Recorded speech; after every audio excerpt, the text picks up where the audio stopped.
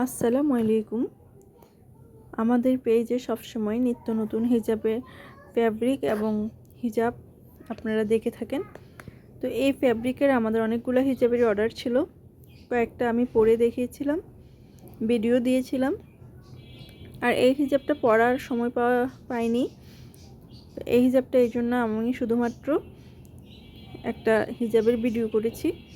তো এই হিজাবটা আপনারা যে হিজাবটা দেখতে পাচ্ছেন সেটা 50 ইঞ্চির একটা হিজাব ছিল,